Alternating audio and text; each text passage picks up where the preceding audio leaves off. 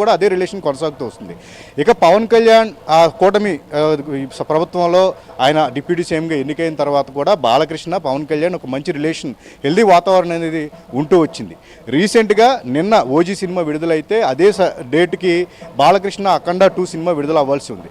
కానీ ఎప్పుడైతే కొద్ది రోజుల క్రితం అంటే మీ 2 సినిమాలు ఒకే రోజు వస్తున్నాయి కదా అని బాలకృష్ణని ప్రశ్నించినప్పుడు మీడియా, ముందు మా తమ్ముడు పవన్ కళ్యాణ్ సినిమా వస్తుంది, ఆ తర్వాత నేను వస్తాను అని చెప్పేసి తమ మధ్య ఉన్న రిలేషన్ను ఆ విధంగా ఆయన ప్రస్తావించడం జరిగింది. బట్ నిన్న బాలకృష్ణ వ్యాఖ్యలు ఆయన చేసిన తర్వాత వాడు వీడు అని చెప్పేసి ఆయన ఒక వ్యక్తి ఎవరి గురించి అన్నారో అందరికీ తెలుసు. బట్ అది అన్నది చిరంజీవిని అన్నట్టుగా కూడా ఒక ప్రోపగండాను సృష్టించి నిన్నటి నుంచి సోషల్ మీడియాలో విపరీతమైన నెగిటివ్ ప్రచారం అనేది చేస్తూ ఉన్నారు.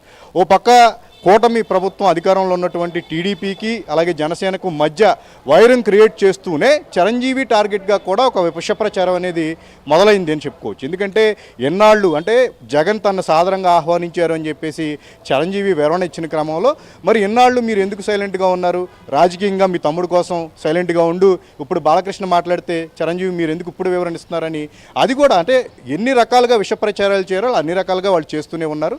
నిన్న బాలకృష్ణ స్పీచ్ జరిగిన తర్వాత రకరకాలుగా విడిపోయి ఈ రకమైన విష ప్రచారాలకు దారిసింది. అంటే ఈరోజు ఇదొకటి ఖచ్చితంగా మీరు అన్నట్లుగా రాజకీయంగా వచ్చిన ఎక్కడ మీరు ఇందాక చెప్పినట్లు ఎక్కడ అవకాశం వస్తుందా తెలుగుదేశం పార్టీ జనసేనకు సంబంధించిన విషయం పైన దాన్ని ఇంకొంచెం పెద్ద చేసే ప్రక్రియ లేకపోతే ఆ రకమైనటువంటి టార్గెట్ అనేది జరుగుతుంటుంది. ఎందుకంటే వాళ్ళు ఇక రాజకీయాల్లో ఉన్నారు కాబట్టి ఇదే పని మీద ఉండొచ్చు. కానీ ఇక్కడ సినిమా ఇండస్ట్రీ ఏమైనా ఈ అంశం పైన ఇప్పటి వరకు ఎవరైనా ఏమైనా కామెంట్ చేశారా? నిన్న జరిగిన బాలకృష్ణ మాట్లాడడం తర్వాత చిరంజీవి ప్రెస్ నోట్ రిలీజ్ చేయడం అనే దీని తర్వాత ఏమైనా సినిమా ఇండస్ట్రీ సంబంధించినటువంటి వారు దీనిపైన ఏమంటున్నారు, అసలు ఎలాంటి చర్చ జరుగుతుంది? సినిమా ఇండస్ట్రీలో అయితే దీని గురించి ఎవరో మాట్లాడలేని పరిస్థితి. ఎందుకంటే ఇది ఒక రాజకీయ అంశంగానే చూస్తూ వస్తున్నారు. నిన్న అసెంబ్లీలో జరిగిన స్పీచ్ ఆ తర్వాత అదంతా కూడా రాజకీయంగానే కొనసాగుతూ వస్తుంది. సాయంత్రం చిరంజీవి వివరణ ఇచ్చిన తర్వాత అది చిరంజీవి యొక్క వ్యక్తిగత వివరణగానే దీన్ని అందరూ చూస్తూ వస్తున్నారు. దీని మీద ఎవరు ఎలాంటి స్పందన, ఎందుకంటే ఇండస్ట్రీలో ఇద్దరు అగ్ర హీరోలు, వాళ్ళిద్దరి మధ్య ఉన్న రిలేషన్ గురించి ఇండస్ట్రీలో అందరికీ తెలిసిందే. సో ఇదంతా కూడా బయట జరుగుతున్న ప్రాపగండా, రాజకీయంగా జరుగుతున్న ప్రాపగండా కాబట్టి దీన్ని రాజకీయంగానే తేల్చుకోవాల్సిన అవసరం ఉంది. ఇండస్ట్రీకి సంబంధించి ఎవరికి సపోర్ట్ చేసే అంశం కాదు ఇది. దీని గురించి ఎవరు మాట్లాడకూడదు, కూడా మాట్లాడలే అవకాశం కూడా లేదు అక్కడ.